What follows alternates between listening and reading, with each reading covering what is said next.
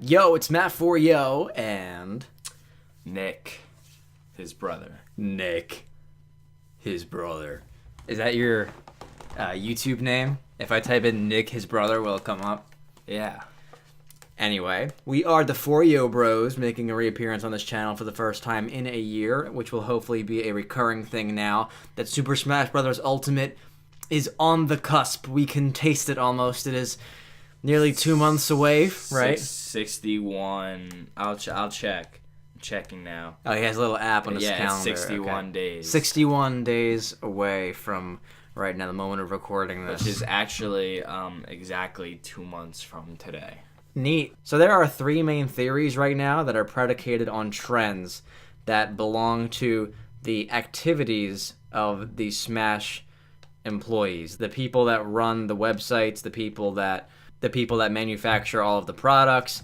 We have varying opinions on the veracity of all 3 of those, and I think that they are painfully obvious in some degree, and then others are just up in the air. There's not enough information to say one or the other. Pretty much the main 3 theories that I really wouldn't say hold water, but are really popular right now are the box theory, the blog theory, and the music theory. I'm sure if you are well versed in the Smash community, then you already know about those, but for a quick and very quick recap, essentially what the box theory is that many people believe that the way that the pattern is set up and the way the characters are set up on this box that he'll probably have shown here is that it would leave room for only 2 more characters, and one of them would be an Echo Fighter, and one of them would be a newcomer. Okay, this is the one that's painfully obvious to me.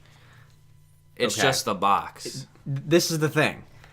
All of the releases of information, materials, products is all very meticulously calculated to the point where that box does likely contain the images of 2 characters that we have not seen yet before. However, that does not mean that they are the only 2 that remain on the roster. It just means that they are the only 2 that remain to be seen to the public that are on that box. You know, there's a mathematical way to design things, and if they wanted to have more characters on there, then they would find a way to reallocate the real estate on that box to fit them all. But the painfully obvious thing is that they're only going to show how many characters are revealed at the time of that box's public launch. They remove those 2 spaces, one belonging to Isabelle, one belonging to somebody else, and then somebody on the other side that they are calculating with the math. That it's true that there are 2 characters remaining on that box, but it does not mean that they are the only 2 characters remaining. Yeah, I mean, I just feel like some like Nintendo intern or someone who works in their graphics just really wanted to impress their boss and kind of got carried away making a really fixed pattern for the way that the characters are set up, you know? No, I don't think that at all. The pattern on the box is most definitely what is being manufactured, because they have to have the models for those things laid out long in advance. They have to submit them. They have to be the exact dimensions to fit the printing on the box. So whatever we are seeing online in this image is precisely what will be produced. However, they have just blurred out or muted the characters that had not been revealed publicly up to that point. Yeah, that makes sense. And plus, like, if Nintendo went out of their way not to include Isabelle on the box because they knew it would give away spoilers, then wouldn't they also know that leaving 2 spots open also gives away information that would not be revealed? So, but I just don't think that it gives away information in so much as an amount of characters that remain to be revealed. I think it obviously confirms that there are at least 2 characters, but not at most 2 characters. And the savvy of people online to tally up the people who are on the other side of the box to realize that there's 1 extra space likely for an Echo Fighter, I think that might have been an oversight, because I think that the concern is just what's visual, not what can be calculated. That's it. That's all that the box theory is. It proves that there is likely 1 Echo Fighter of somebody on the opposite side of the box who is likely Ken. But I don't see why everybody keeps saying Incineroar is going to be on that side of the box. I don't see any evidence to point to that other than the leakers saying that he's potentially in the game. Well, I think that's because people are just inevitably expecting a Pokemon newcomer, which, I mean, at first I was confident that there wasn't going to be a new Pokemon newcomer, and now I'm kind of on the fence. I mean, I'm not sure. I think that it's possible that there is no new one, but I also think it's very possible that we would get one. Let me just say that you're only on the fence because leakers have this way of heightening our expectations. So we just like get caught up in the conversation of, yeah, Incineroar is probably going to be in the game, but really the only thing that has changed from when you didn't think he was going to be in the game to you being on the fence is that a couple prominent leakers who have gotten things right said he's going to be in the game. There's no otherwise hard evidence or trends or anything like that to prove that Incineroar or any Pokemon for that matter will be in the game. Now, if you ask me, the biggest Pokemon fan out there, I wouldn't be upset with Incineroar because obviously he is a character from my most beloved franchise.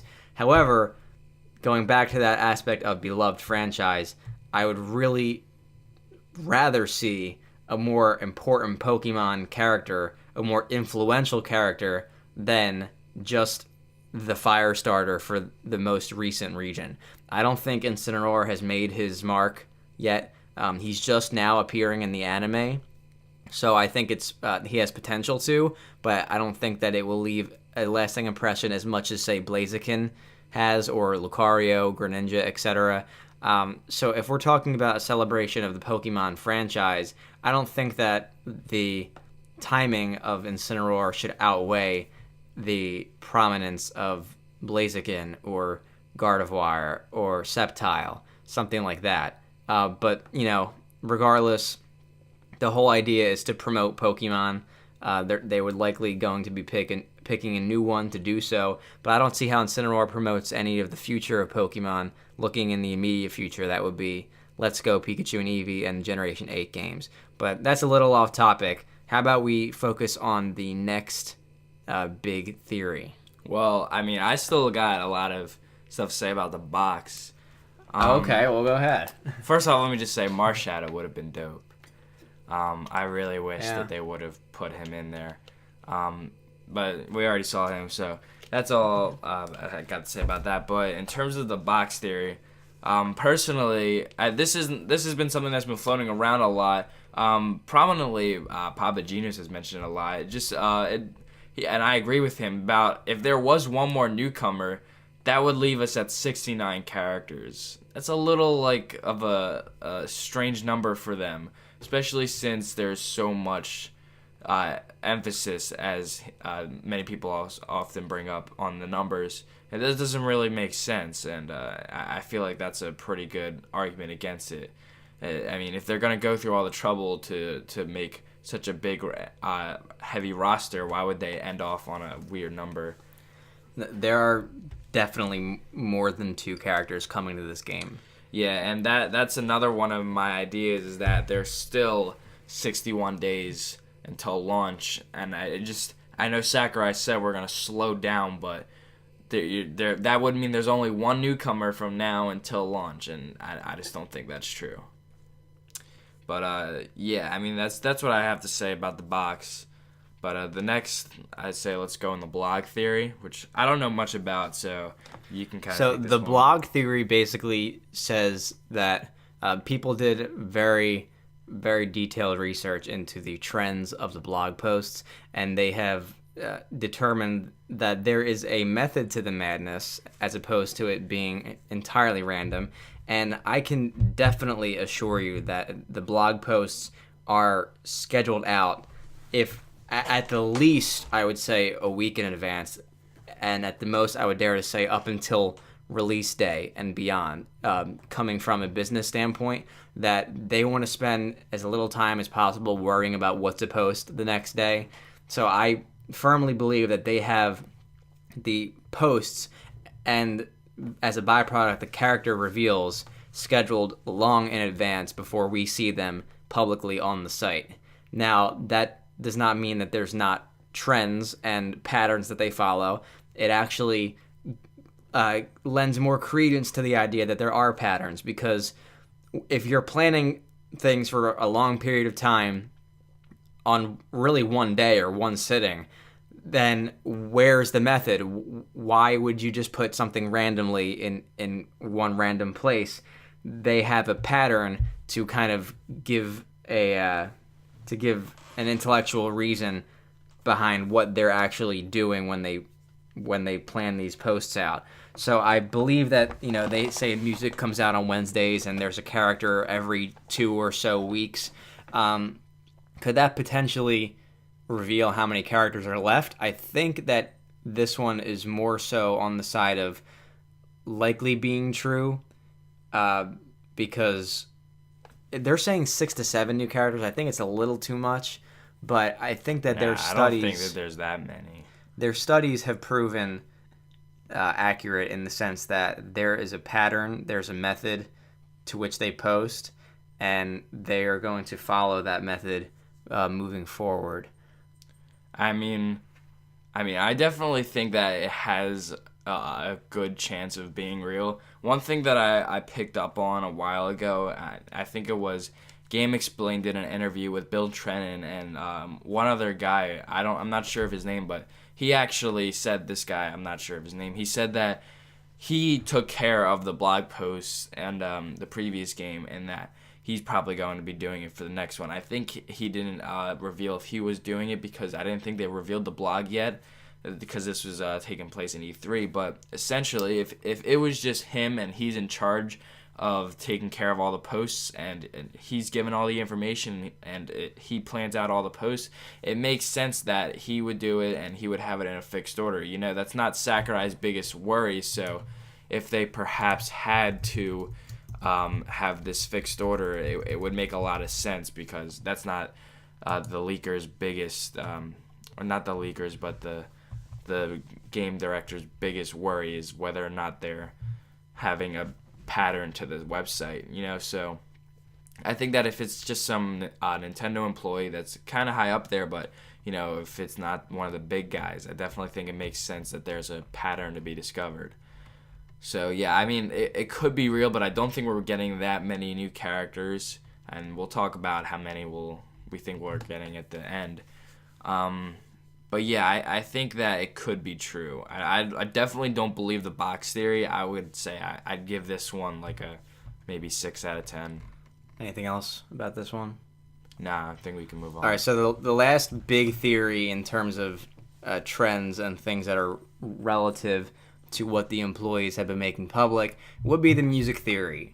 And the music theory says that basically anybody or any franchise that has had a music theme posted on the Smash Brothers website will likely not see a newcomer, because obviously if they bring a newcomer, they would want to post music related to that newcomer's franchise. A franchise can have a song on here, but they could have a more relevant song to a particular character reserved for posting when that character is revealed. I don't think that it rules out a new character if a franchise is present on here. Let me give you an example. Pokemon is on here, and they have Steven's theme from Ruby and Sapphire.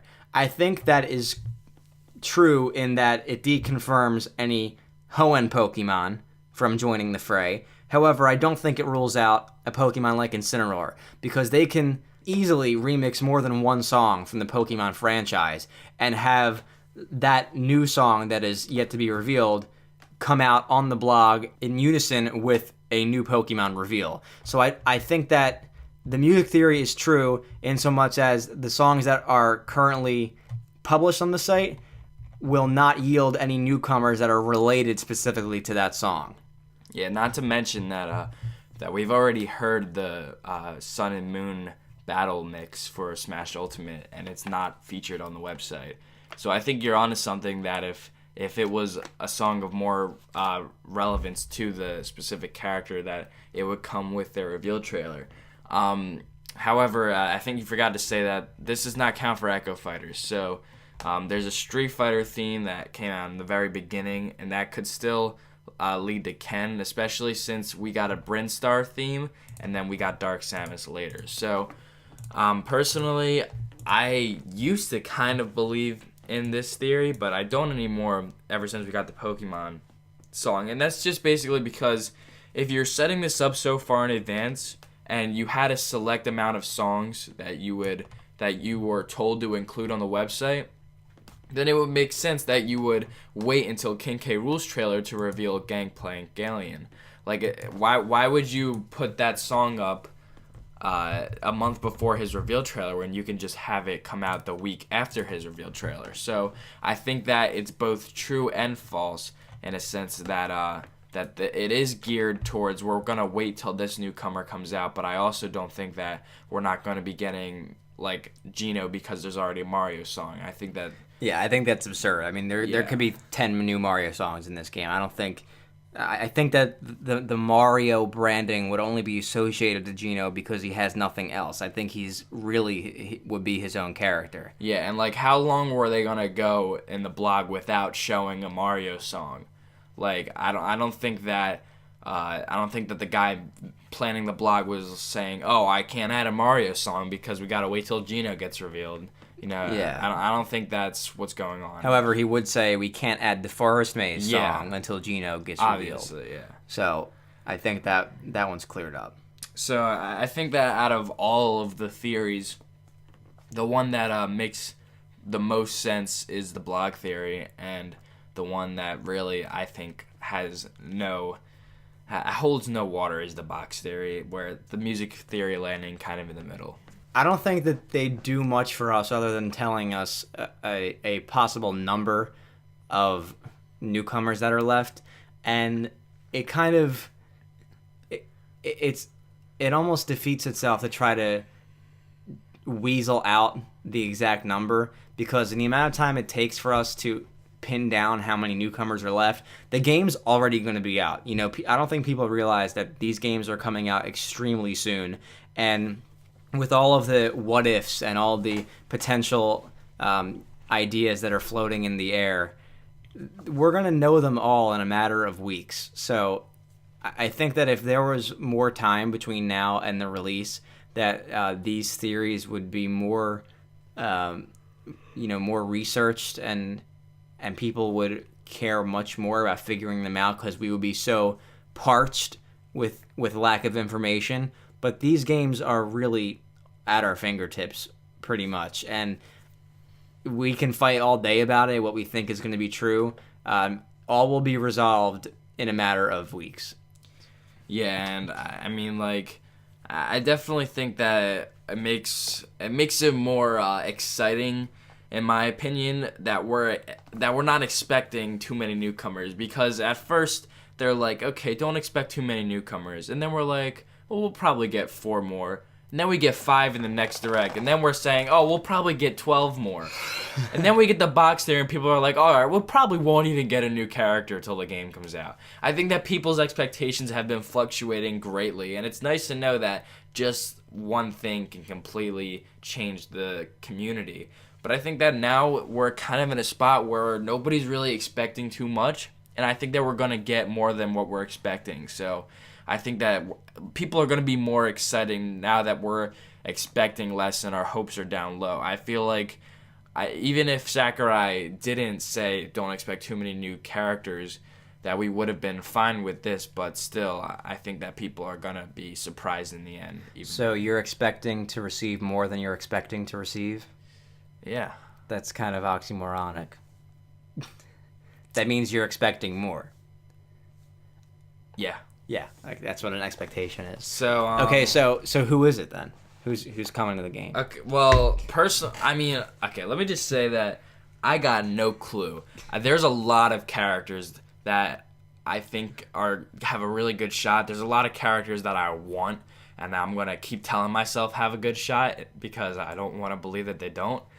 But in terms of number, I think there's gonna be 3 more new characters, totally new, and 3 more echoes with a total of 6. And I think, what do we have right now? Do we have 5? I think we have Simon, Ridley, King K. Rool, Inkling, and Isabel. So that's 5, and then 3 more. That would be 8. That's still less than what we had, a lot less than what we had in Smash 4. And then with Echo Fighters, we have Richter, Crumb, Dark Samus, and Daisy. So is that 4? I lost count. So I think that makes a pretty good number, including all the returning characters. In terms of who they are, pretty much the biggest done deal, in my opinion, is Gino. Just because Ridley, King K. Rool, Gino, they've been the most requested characters, and I don't see why Square would hold back at this point. It really just doesn't make sense for me for them to just hold them back, especially since it's just going to bring them so much and they don't have to do anything. Like, they don't have to bring back Mario RPG. All they have to do is give them the rights to their 20-year-old character. But that could be a reason against Gino, because what do they have to gain monetarily by bringing him into the game? That's the only thing that's keeping me from saying Gino 100%. I know that so many people are talking about him and so many leaks include him that it's really easy to suggest that he's a done deal. And let me tell you just right now, he is my number one character to be in this game. I really don't care for any other fighter as much as I would for Gino. Like, this game is already made for me as much as it is. The only character that I think would make it perfect for me is Gino. So I'm saying that as one of his biggest fans, that there's that little much that's keeping me from saying 100% for Gino. Yeah, I mean, like, personally, just the way that I see it, I feel like Sakurai would make it, like, even though he's got all this stuff to do, I feel like he would make it his main goal to do whatever it takes to get Gino. And I there's no proof of that. I just feel like Sakurai is that type of developer that's just, he will, I don't think he would not make this game without at least putting him in at some point. And the reason that I agree with you on that front is because I feel as though Gino has solidified himself over time more as a Smash hypothetical than as a character in Super Mario RPG, because he has really clinged on to time because of the potential he has for Super Smash Brothers. Otherwise, he would be lost to history as a really cool character in a game that a lot of people like, but really just never brought up again. So I think that he is really an honorary Smash character in himself without actually being in the game. I don't think any other character has that distinction. So I feel like it's this self-fulfilling prophecy where he is going to be in this game because of his prominence as a potential fighter in this game.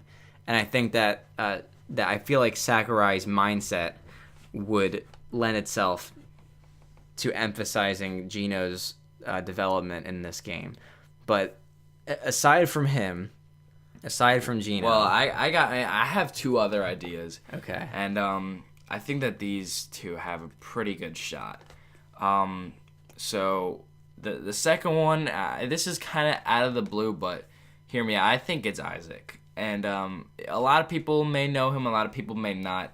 Isaac is a character from Golden Sun, not to be confused with Matthew, as I've been told many, many times that I talk about Isaac when I'm showing Matthew. But either way, Isaac, it seems like a pretty cool character, and he's one of those characters that have been requested for a long time. And I don't think that he's a top priority, but I definitely feel like he's something that Sakurai would throw in there for the fans.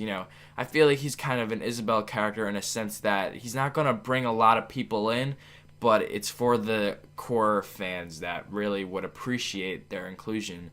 And Golden Sun has been hinted at many times throughout the Smash blog and just throughout Smash Hype. There's a lot of really good evidence supporting it. If you want to go on a lot of these forums, they go on this big, huge, in-depth version of how certain pictures represent Golden Sun and how the characters represent the characters in the game. And not to mention that Nintendo filed a trademark for the Golden Sun name, so perhaps they're trying to start something up again. I mean, it's definitely possible. Sakurai is known to work magic on his characters. He has brought Marth with Fire Emblem. He's brought them into the limelight. He's also done that for Pit with Kid Icarus, and he kind of sort of did so with Xenoblade. Definitely made it a big seller for Nintendo. So maybe he's still kind of trying to put a new franchise in the limelight. You know, that's something he's been doing with every Smash game since 64, putting a kind of obscure game in the limelight and then revitalizing it. So I think that Isaac has a good shot, but I would say probably about 60% chance. For me, I really can't speak to any other newcomer and their chances besides what I said about Gino. As for Echo Fighters, I just think that Shadow is, for me, a given. I feel like he's, out of all the characters, the one I feel represents the idea of Echo Fighters the most. Not even like, I feel like even more so than Dark Pit and Dark Samus to me. I feel like Shadow is more is different, is differentiated from the character he's based on. In my eyes, I guess, having not really played Metroid or Kid Icarus, but I think Shadow. I mean, I don't know. People have been saying him so much to the point where I think we all are going to say that he's 100% in, and I would say not, if not for the picture that came out. I don't think that's true at all. I think that's 100% fake. I know people will say whatever they will to convince. Nothing can convince me until I see it remade in the real game. That's all I have to say about that. I mean, in terms of Echo Fighters, I think Shadow is definitely a done deal, and the biggest thing that leads to that is not only that he's been like really requested, and he would be like a really like hype character. Like when you're thinking of like what kind of characters can we make within 2 weeks that are gonna make people really excited, it's Shadow. Like seriously, that's gonna get a lot of people excited, and it's not gonna take as much work as a new fighter. And not to mention that it doesn't make sense for them to put in Knuckles and then not show Shadow as an assist trophy. Sonic's not gonna get 2 assist trophies, so they're just gonna take Shadow out, and then what happens? So especially that Shadow is absent from Sonic's character trailer. Yeah, so I think that he's either a boss or he's an Echo Fighter. He will have some prominence in this game due to his lack of appearance thus far. Yeah, I'll say that. And in terms of Echo Fighters, here's what I have to say about Ken. I'm not too thrilled. Obviously, I mean, like, it doesn't matter to me whether or not he's in. I'll probably play him a little bit, and it'll be cool to see any new character. But personally, the way I see it is that I just don't see why, in terms of, well, couldn't you have Dixie Kong or someone? Like, if Kang is in this game as an Echo Fighter and Dixie Kong is not in, I'm going to be, like, kind of on the fence about. I mean, it's an insult to the Dixie Kong. Yeah, like why would presence of Nintendo? I mean, I don't have much to say. I'm not a game developer, but why would you choose to make a third-party Echo Fighter instead of having someone who's been super highly requested like Dixie Kong? Like, I just don't see why they would make that decision. And if it is looking likely that they will, why did they not include Dixie Kong? Why would, it's just like, it just opens a big can of worms of how long do Echo Fighters take to make? Do they take up slots? And we know that they don't take up slots. There are an unlimited amount of slots, but still, that's still time. Maybe if they didn't work on Ken, they could have made Dixie Kong. And I just don't see why we need another third party. I think Richter is cool, and it really does feel like another newcomer.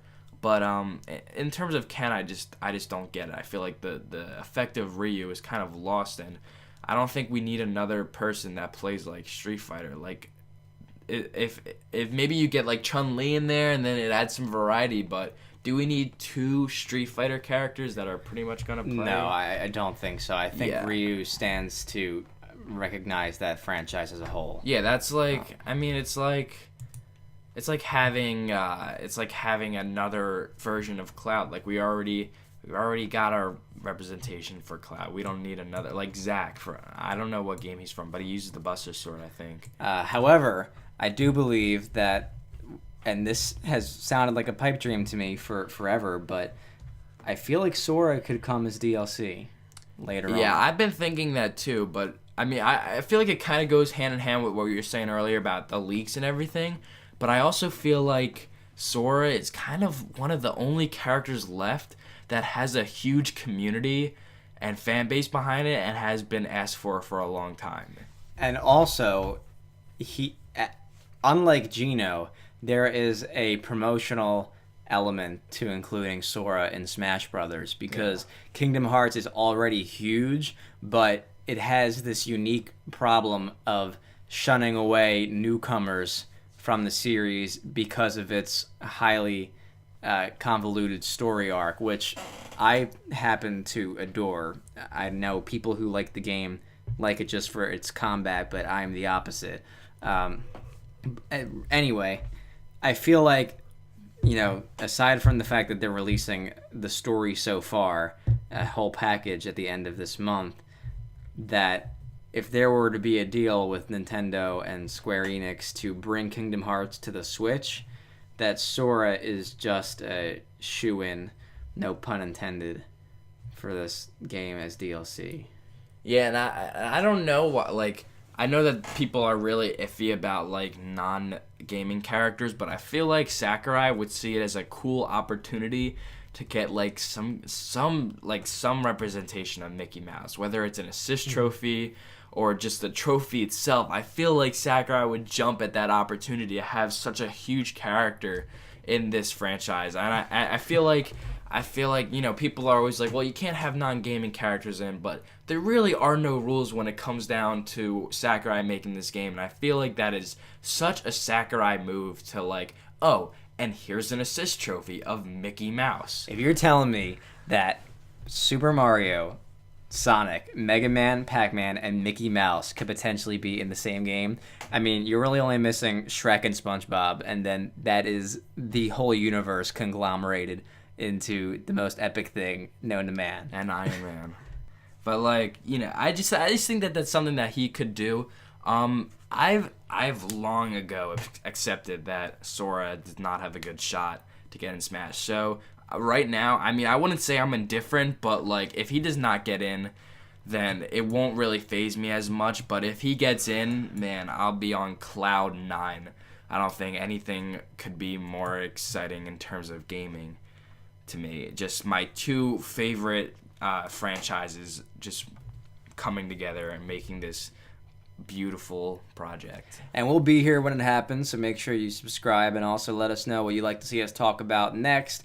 I know that I am normally known for creating raps on my main YouTube channel, Matt Forio. However, I am definitely open to making more gaming content, as the workflow is completely the opposite from a rap, whereas those take so much pre-production and a lot of editing, and these are the opposite, but also provide a longer form content, whereas the raps are only 3 minutes worth of consumable material. So please let us know. I'm Matt Forio. That was Nick, my brother, and that's all for you today. See ya.